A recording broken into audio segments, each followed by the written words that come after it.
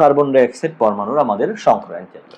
প্রথমে আমি গাঠনিক চিত্রটা অঙ্কন করলাম এবং দেখলাম কয়টা সিগমা বন্ধন, কয়টা পাই বন্ধন এবং কয়টা মুক্তজোড় আছে। সিগমা বন্ধন এবং পাই বন্ধনগুলো কিভাবে দিব? প্রথমে একটা করে সিগমা বন্ধন দিব, তারপরে যদি আমাদের পাই বন্ধন আসবে। তো কার্বন পরমাণু দুইটা সিগমা বন্ধন গঠন করে, সুতরাং এর সংকরণ হচ্ছে sp, এবং অক্সিজেন পরমাণু একটা সিগমা দুইটা মুক্তজোড় থাকে, সুতরাং এর সংকরণ হচ্ছে sp2।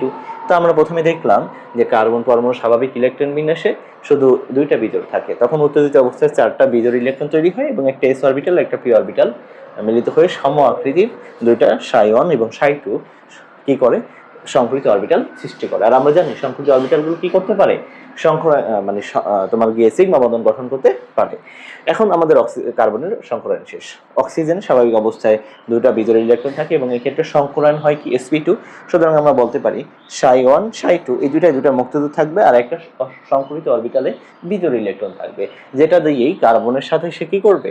একক বন্ধনে বা সিগমা বন্ধনে অংশগ্রহণ করবে। বাকি যে অসংকৃত অরবিটালটা থাকে সেই অসংকৃত অরবিটাল দিয়ে কার্বনের একটি অসংকৃত অরবিটালের সাথে সে পাই বন্ধন গঠন করবে।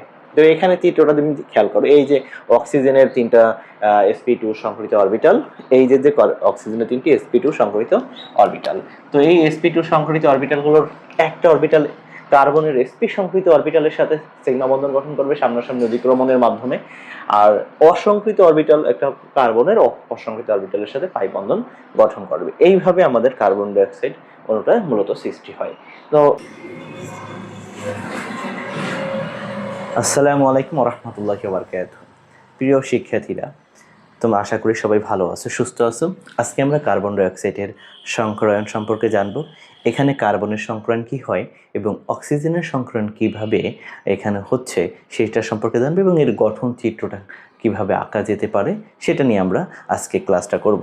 দেখো, কার্বন ডাইঅক্সাইডের প্রথমেই আমরা যদি কার্বন ডাইঅক্সাইডের অণুর সংকেতটা, গাঠনিক সংকেতটা অঙ্কন করি, তাহলে আমরা দেখতে পাই যে কার্বন গাঠনিক সংকেতটা হয় মূলত এরকম। সেক্ষেত্রে দেখো, অক্সিজেনের আরও দুইটা মুক্তজোড় ইলেকট্রন থাকবে। কেন?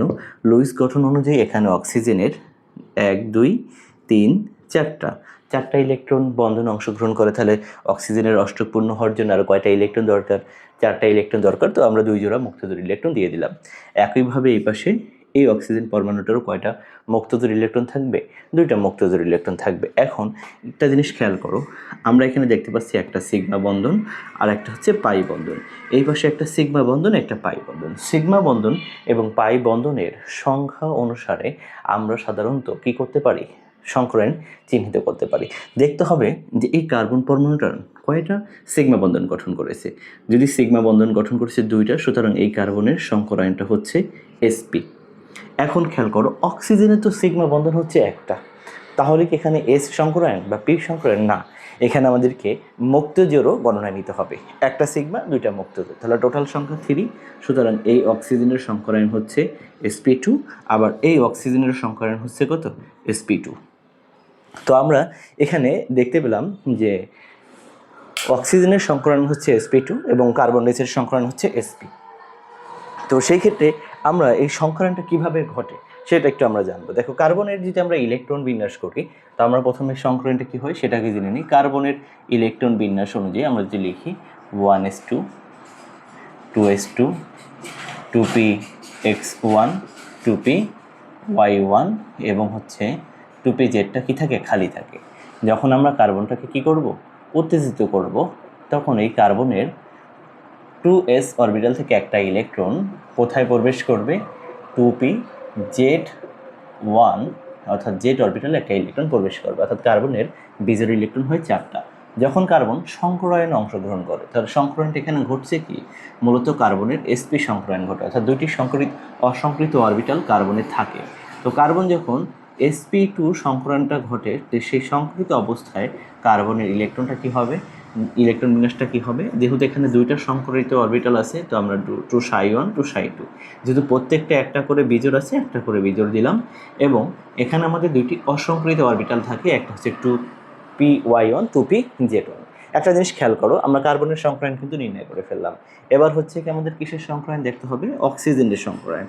অক্সিজেনের স্বাভাবিক ইলেকট্রন বিন্যাস 1s2 2s2 2px2 2py2 না সরি 2p y1 এবং হচ্ছে 2pz1। তো 1 2 3 4 5 3 2 6 7 8 8টা ইলেকট্রন আছে। খেয়াল করো এবার অক্সিজেন কিসে অংশগ্রহণ করছে, sp2 সংকরায়ন। তাহলে এখানে আমরা বলতে পারি এই sp-টির সংকরায়ন হচ্ছে অক্সিজেনের আর একটি অসংকৃত অরবিটাল থাকে।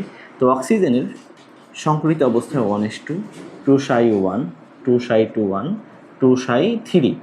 এখন খেয়াল করো প্রথম দুইটা করে মুক্তজোড় আছে, পরেরটা একটা বিজোড়, আর একটা হচ্ছে তোমার অসংকৃত অরবিটাল।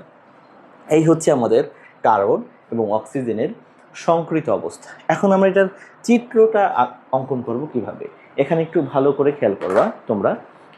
দেখো আমি একটা কালার পেন নিলাম। তো কালার পেন আমি প্রথমে কি করব, যে এই কার্বন পরমাণুটার অরবিটালগুলো অঙ্কন করব। যেহেতু কার্বন পরমাণু sp সংকরিত, তো কার্বন পরমাণুর অরবিটাল হবে, সংকৃত অরবিটাল হবে কয়টা, 2টা।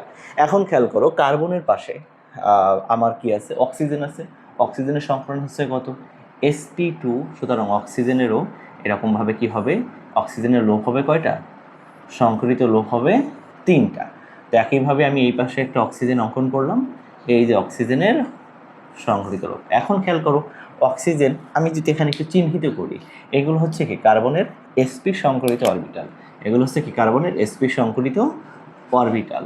আর এইটা হচ্ছে অক্সিজেনের sp2 সংকরিত অরবিটালগুলো। এখানে যে দুইটা মুক্তজোড় থাকে সেই দুইটা মুক্তজোড় sp2 সংকরিত অরবিটাল। তো এইখানে একটা sp আর একটা sp2 থেকে আসবে। এখানে একইভাবে এটা হচ্ছে তার sp2 সংকরিত অরবিটাল, sp2 সংকরিত অরবিটাল, sp2 সংকরিত অরবিটাল, একটা অক্সিজেন থেকে একটা কার্বন থেকে। এখন কথা হচ্ছে কার্বনের দুইটা অসংকৃত অরবিটাল থাকে এবং অক্সিজেনের হচ্ছে একটা অসংকৃত অরবিটাল থাকে। অক্সিজেনের একটা অসংকৃত অরবিটালটা কি, এই যে খেয়াল করো অক্সিজেনের আমরা একটা অসংকৃত অরবিটাল দিয়ে নিলাম, এই যে এখানে অক্সিজেনেরও একটা অসংকৃত অরবিটাল দিয়ে দিলাম। তো অক্সিজেনের অসংকৃত অরবিটাল হচ্ছে 2pz1, আমরা এখানে এটা উল্লেখ করলাম 2pz, এখানে উল্লেখ করলাম 2pz। তো কার্বনের অসংকৃত অরবিটাল থাকে কয়টা, কার্বনের অসংকৃত অরবিটাল থাকে 2টা। তো আমরা 2টা কি আছে আমরা জানি, একটা হচ্ছে py1 আর একটা হচ্ছে pz অরবিটাল।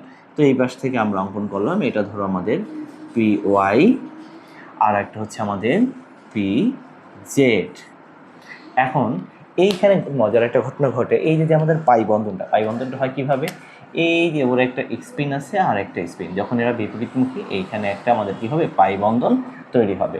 আবার এখানে একটা ইলেকট্রন আছে, এরও একটা ইলেকট্রন আছে, সুতরাং এখানে একটা কি তৈরি হবে, পাই বন্ধন তৈরি হবে। এই হচ্ছে আমাদের কার্বন ডাইঅক্সাইড অণুর গাঠনিক চিত্র। খেয়াল করো চিত্রটা দেখতে যদিও মোটামুটি সুন্দর করে আঁকার চেষ্টা করেছি, তারপরে তোমরা আরও একটু সময় নিয়ে আঁকবা। তো আমরা এখানে আবার যদি রিপিট করি, ধরো কার্বন ডাইঅক্সাইড পরমাণুর আমাদের সংকরায়ন কেন্দ্র। প্রথমে আমি গাঠনিক চিত্রটা অঙ্কন করলাম এবং দেখলাম কয়টা সিগমা বন্ধন, কয়টা পাই বন্ধন এবং কয়টা মুক্তজোড় আছে। সিগমা বন্ধন এবং পাই বন্ধনগুলো কিভাবে দিব, প্রথমে একটা করে সিগমা বন্ধন দিব, তারপরে যদি আমাদের পাই বন্ধন আসবে। তো কার্বন পরমাণু 2টা সিগমা বন্ধন গঠন করে, সুতরাং এর সংকরণ হচ্ছে sp, এবং অক্সিজেন পরমাণু একটা সিগমা 2টা মুক্তজোড় থাকে, সুতরাং এর সংকরণ হচ্ছে sp2। তো আমরা প্রথমে দেখলাম যে কার্বন পরমাণু স্বাভাবিক ইলেকট্রন বিন্যাসে শুধু 2টা বিজোড় থাকে, তখন উত্তেজিত অবস্থায় 4টা বিজোড় ইলেকট্রন তৈরি হয় এবং একটা s অরবিটাল একটা p অরবিটাল মিলিত হয়ে সম আকৃতির 2টা ψ1 এবং ψ2 কি করে, সংকরিত অরবিটাল সৃষ্টি করে। আর আমরা জানি সংকরিত অরবিটালগুলো কি করতে পারে, মানে তোমার গিয়ে সিগমা বন্ধন গঠন করতে পারে। এখন আমাদের কার্বনের সংকরায়ন শেষ।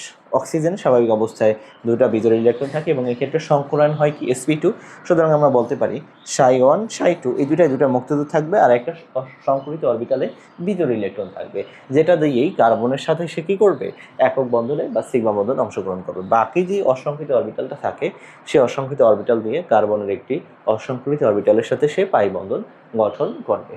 তো এখানে চিত্রটা তুমি খেয়াল করো, এই যে অক্সিজেনের 3টা sp2 সংকরিত অরবিটাল, এই যে অক্সিজেনের 3টি sp2 সংকরিত অরবিটাল। তো এই sp2 সংকরিত অরবিটালগুলোর একটা অরবিটাল কার্বনের sp সংকরিত অরবিটালের সাথে সিগমা বন্ধন গঠন করবে সামনাসামনি অধিক্রমণের মাধ্যমে, আর অসংকৃত অরবিটাল একটা কার্বনের অসংকৃত অরবিটালের সাথে পাই বন্ধন গঠন করবে। এইভাবে আমাদের কার্বন ডাইঅক্সাইড অণুটা মূলত সৃষ্টি হয়। তো আশা করি তোমরা সবাই কার্বন ডাইঅক্সাইড অণুর সংকরায়ন বুঝতে পেরেছো। আগামী পর্বে আমরা অন্য কোনো একটা জটিল অণুর সংকরায়ন সম্পর্কে জানবো।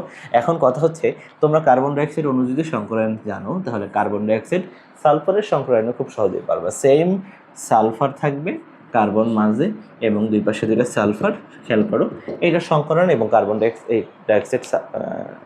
ডাইঅক্সাইডের সংকরায়নটা ঠিক একই রকম। আজকে এ পর্যন্তই, সবার সুস্থ কামনা করে শেষ করছি। আসসালামু আলাইকুম ওয়া রাহমাতুল্লাহি ওয়া বারাকাতুহু।